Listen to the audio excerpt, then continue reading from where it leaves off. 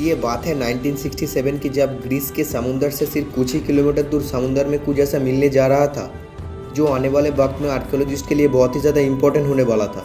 1967 में Nicholas Fleming नामी एक मेरीन टाइम आर्कियोलॉजिस्ट ग्रीस के समुंदर से थोड़ी दूर एक आइलैंड पर गया जो एलाफोंसिस के नाम से जाना जाता है। हर बार निकोलस इस आइलैंड के आसपास समुंदर में कुछ नया तलाश करने के लिए जाता था, लेकिन बदकिस्मती से उसको खाली हाथ ही लौटना पड़ता था। लेकिन इस बार निकोलस की ज़िंदगी बदलने जा रही थी।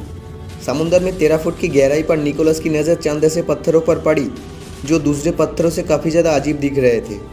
इन पत्थरों की सिर्फ रेगुलर पैटर्न में बनी हुई थी, यानी ये किसी भी तरह से नेचुरल नहीं लग रहे थे, क्योंकि अब निकोलस को इन अजीब शेप्स के बारे में जानने की एक्साइटमेंट हो रही थी। इसी वजह से उसने माजिद द्वीप में जाने का फैसला किया, और जैसे ही वो गहराइयों में गया तो उसको रियलाइज़ हुआ कि ये रेगुलर शेप के पत्थर असल में कुछ और नहीं बल्कि बिल्डिंग की फाउंडेशन के स्टोन थे, और ये 1000 मीटर के एरिया पर फैले हुए थे। पहले तो निकोलस को ये समझ नहीं आया कि समुंदर के इस हिस्से में बिल्डिंग फाउंडेशन स्टोन क्यों यहाँ पड़े हैं, लेकिन बाद में निकोलस को पूरा यकीन हो चुका था कि समुंदर के इस हिस्से में उसने कुछ एक्स्ट्रा ऑर्डिनरी चीज़ खोज कर ली है। लेकिन इसकी असली सच्चाई जानना बहुत ज़्यादा ज़रूरी था। अगली बार निकोलस वापस इसी जगह पर गया, लेकिन इस बार पूरी तैयारी के साथ। निकोलस के साथ आई पूरी टीम तंग रह गई जब उन्होंने यहाँ दूर दूर तक बिखरे हुए ऐसे ऐसे सामान देखे जो इंसानों के इस्तेमाल में आते हैं। मिट्टी के बर्तनों से लेकर टूल्स तक सारी चीज़ें बिखरी हुई थी।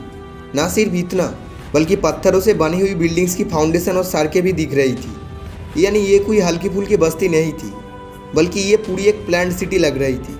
इसमें कोई शक नहीं था कि निकोलस ने सदियों पहले तबाह होने वाले एक ऐसे शहर का मलबा खोज लिया था जो अब सारी दुनिया से छुपा हुआ समुद्र के अंदर बिखरा हुआ है।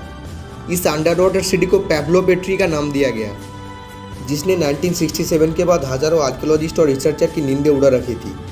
आखिर ये पूरा शहर कितना बड़ा था, यह रहने वाले लोग किस दौर में बसते थे, क्यों उन्होंने इस रिमोट एरिया पर इतनी प्लानिंग के साथ ये पूरा शहर बनाया, और सबसे अहम बात ये कि क्या यही वो एटलांटिस तो नहीं जो प्लेटो के मुताबिक 11,000 साल पहले खौफनाक तबाही का शिकार हुआ था। यही वो सारे सवालात हैं जिन्होंने पाब्लो पेट्री डिस्कवरी के बाद जन्म लिया था, और कई सालों के बाद भी इनके जवाब जानने में कोई भी कामयाब ना हो सका। लेकिन जैसे जैसे टेक्नोलॉजी का दौर आता गया, एक बार फिर से पाब्लो पेट्री पर रिसर्च स्टार्ट कर दी गई। यूनिवर्सिटी ऑफ नोटिग्राम से ताल्लुक़ रखने वाले डॉक्टर जॉन हेंडरसन ने टेक्नोलॉजी की मदद से इस अंडर वाटर सीक्रेट सिटी पर रिसर्च शुरू कर दी। रिसर्च के दौरान इनको यह रहने वाले इंसानों के इस्तेमाल की कुछ चीज़ें भी मिली, जिसमें पत्थर से बना हुआ ऐसा चीज़ भी था जिसको इस्तेमाल करके व्हीट या कॉर्न से आटा निकाला जाता था। टूटे फूटे मिट्टी के बर्तन जगह जगह पर एक साथ बिखरे हुए थे, जिसको देखकर ये लग रहा था कि शायद ये हज़ारों साल पहले यह रहने वाले किसी इंसान का किचन हुआ करता था, जहाँ पैब्लो पेट्री में इंसानों के बसने की कुछ निशानियाँ भी मिली। वही मुर्दा लोग भी अपनी निशानियाँ छोड़ गए थे। जी हाँ, यह रिसर्चर को तकरीबन 50 के करीब हर साइज की कबर भी मिल चुकी है। ग्रीस के समुंदर से कुछ ही किलोमीटर दूर समुंदर में मौजूद इस अंडर वाटर मिस्टीरियस सिटी में इंसानों की बसने की कई सबूत तो मिल चुके थे, लेकिन सिर्फ ड्राइविंग से ही इस शहर की असल हकीकत जानना मुश्किल था। इसीलिए आप बारी थी टेक्नोलॉजी इस्तेमाल करने की, यानी आप सोनर स्कैनिंग का वक्त आ चुका था। सोनर टेक्नोलॉजी काम कैसे करती है, इसके बारे में आप ज्ञानसूची की पिछली वीडियो में जान चुके हैं, लेकिन एक बार फिर से आपको बताते चले कि सोनर एक ऐसी डिवाइस होती है जिसको जब पानी में डाला जाता है तो वो एक खास साउंड वेव फेंकता है। ये साउंड वेव समुद्र में मौजूद डिफरेंट चीज़ों से टकटका रिफ्लेक्ट होती है, और तभी एक रिसीवर रिफ्लेक्ट साउंड वेव को कैप्चर करता है, और फिर कंप्यूटर की मदद से उसका एक 3D मॉडल बनाया जाता है। पाब्लो पेट्री के अंडर वाटर स्कैनिंग के बाद उसका 3D मॉडल बनाया गया। इस 3D मॉडल ने पाब्लो पेट्री की उस हकीकत से पर्दा उठा दिया था जिसको सिर्फ ड्राइविंग से जानना इम्पॉसिबल था। 3D मॉडल में डूबे हुए शहर का हैरतअंगेज मंजर देखकर यकीन करना मुश्किल था। पानी जो इस असल हकीकत को छुपाए हुए था वो अब हट चुका था, और सारी चीज़ें अब साफ साफ दिखाई दे रही थी। जो लाइन्स आप देख रहे हैं ये उन बिल्डिंग्स की फाउंडेशन है जो उस दौर में यह बनाई गई थी। इनमें छोटे छोटे घर भी थे और काफ़ी बड़ी बिल्डिंग्स भी थी। ये बड़ी बिल्डिंग शायद इस सिटी का कोई एडमिनिस्ट्रेशन ऑफिस या फिर यह की किसी लीडर का घर था। बिल्डिंग्स के बीच में घेरी हुई इस खाली जगह पर शायद यह की मार्केट और प्लेग्राउंड होना था। लेकिन सबसे हैरतअंगेज बात यह थी कि यह सारी बिल्डिंग्स एक प्रॉपर पैटर्न में बनी हुई थी, जैसा कि आजकल मॉडर्न सिटीज़ में होता है। यानी ये mysterious under water city in सालों की एक ऐसी सिविलाइजेशन के हाथ में थी जहाँ काफ़ी डिसिप्लिन पाया जाता था। ये तमाम बिल्डिंग्स फाउंडेशन 20 एकड़ पर फैली हुई थी, और जब अंदाज़ा लगाया गया तो मालूम पड़ा कि यह लगभग 5000 लोग रहते थे। लेकिन सवाल ये है कि ये लोग कौन थे और यह किस दौर में रहते थे।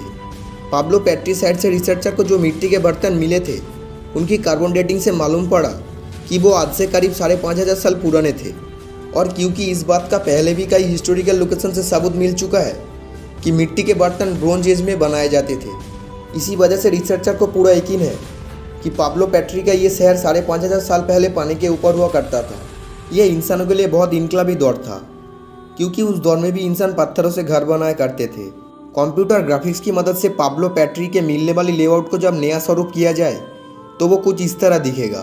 5500 सालों के बाद डिस्कवर की गई under water civilisation secret city की एक्चुअल शक्ल पहली बार देखी जा रही थी। चारों तरफ समुद्र से घिरा हुआ आइलैंड जिसको प्रॉपर डिजाइन करके एक सिटी का शक्ल दी गई थी। लेकिन इतनी रिमोट लोकेशन पर इतनी प्लानिंग के साथ ये पूरा शहर आखिर यहाँ पर ही क्यों बनाया गया था? इसके पीछे एक ऐसा राज छुपा हुआ था जो अनकरीब फांस होने वाला था। ये राज पाब्लो पेट्री में रहने वाले लोगों के बारे में ऐसी जानकारी दे रहा था जो वाकई सबको हैरान करने वाली थी। पाब्लो पेट्री की मैप पर लोकेशन कुछ ऐसी थी कि यहाँ से पूरी दुनिया में बिजनेस करना आसान था। यानी इस लोकेशन को खासतौर पे इसी वजह से चुना गया था ताकि यहाँ रहने वाले लोग आसानी से बिजनेस कर सके।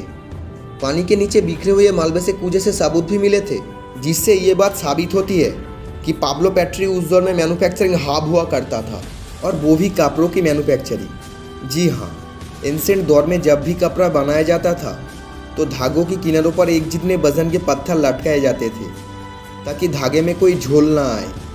इन पत्थरों को लूम वेट्स कहा जाता है, और ऐसे लूम वेट्स हजारों की तादाद में पाब्लो पेट्री की लोकेशन से मिले हैं। इससे ये बात साबित होती है कि इस शहर में 5500 साल पहले बसने वाले इंसान यह कपड़ा बनाकर पूरी दुनिया में एक्सपोर्ट किया करते थे। यानी ये कहना गलत नहीं होगा कि पाब्लो पेट्री उस दौर में एक्स्ट्रा ऑर्डिनरी बिजी शहर हुआ करता था। लेकिन आखिर इस फलते फूलते बिजनेस हब पर वो कौन सी आफत आई थी जिसकी वजह से ये कई फुट समुद्र के अंदर इस हालत में पड़ा हुआ है? रिसर्चर का मानना है कि पाब्लो पेट्री से मिलने वाला मालवा ये सब निशाना दे रहा है कि यह कुछ ऐसा हुआ था जिसने रातों रात इस शहर को तबाह कर दिया। अगर यह पानी का लेवल बढ़ रहा होता तो यह रहने वाले लोग अपना सामान लेकर पहले ही यहाँ से माइग्रेट कर जाते। लेकिन यहाँ से वो तमाम चीज़ें मिली है जो इंसानों के काम आती है, जिससे ये जाहिर होता है कि यह रहने वाले लोगों का यहाँ से निकलने का मौका ही नहीं मिला था। पाब्लो पेट्री शायद किसी अर्थक्वेक का शिकार हुआ था जिसने ज़मीन को पानी के लेवल से नीचे कर दिया, और इस बिजनेस हब का नामो निशान एक ही झटके में मिट गया। लेकिन एक सवाल अभी तक वही मौजूद है कि क्या पाब्लो पेट्री वो एटलांटिस है जिसके बारे में 2000 साल पहले ग्रीक फिलोसोफर प्लेटो ने लिखा था? अगर ये वो एटलांटिस नहीं है तो आखिर 11,000 साल पहले तबाह होने वाला वो एटलांटिस गया कहाँ, जहाँ प्लेटो के मुताबिक ऐसे लोग रहते थे जिनके पास एक्स्ट्रा ऑर्डिनरी पावर्स थी और वो खुद को भगवान समझते थे। मिलते हैं एक और शानदार वीडियो लेकर, तब तक के लिए जय हिंद। उम्मीद है ये वीडियो भी आप लोग भरपूर लाइक शेयर और चैनल को सब्सक्राइब जरूर करेंगे।